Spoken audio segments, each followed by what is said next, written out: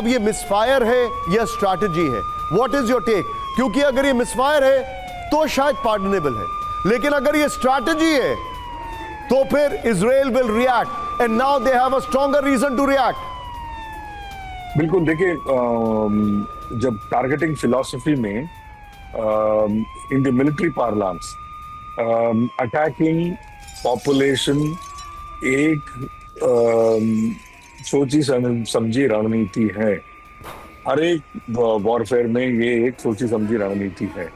तो ये क्यों है? जब आपके जो पॉपुलर सपोर्ट आपके खिलाफ हो, या फिर 50-50 हो, या फिर 60-40 हो, पॉपुलर बिलीफ को या पॉपुलर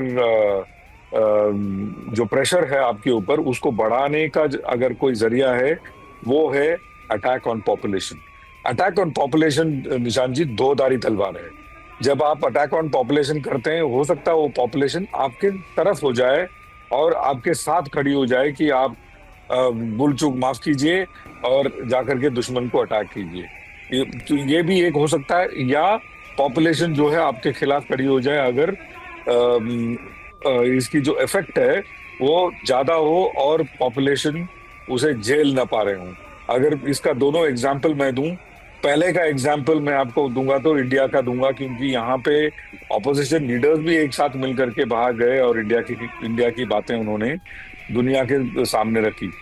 दूसरा एग्जाम्पल मैं अगर दूंगा तो हमास के खिलाफ जो फिलिस्तीनी खड़े हो गए थे, क्योंकि फिलिस्तीन को पूरी तरह हमास की वजह से फिलिस्तीनियों को बहुत मार झेलनी पड़ी, फिलिस्तीनी बच्चे बहुत मरे गए हमास के खिलाफ जो खड़े हुए। तो पॉपुलेशन जो है दोधारी तलवार है।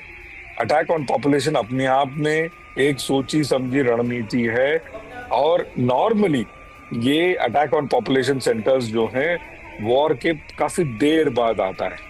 ये शुरू में ही ईरान का ये रवैया मुझे नहीं समझ में आ रहा है कि किस तरह के जो मिलिट्री लीडर्स हैं और किस तरह के मिलिट्री सोच विचार के लोग हैं वहां पे, जो ये सारी चीजें करने पे तुले हैं या ये सारी चीजें करने की सलाह दे रहे हैं। वो गॉट इट।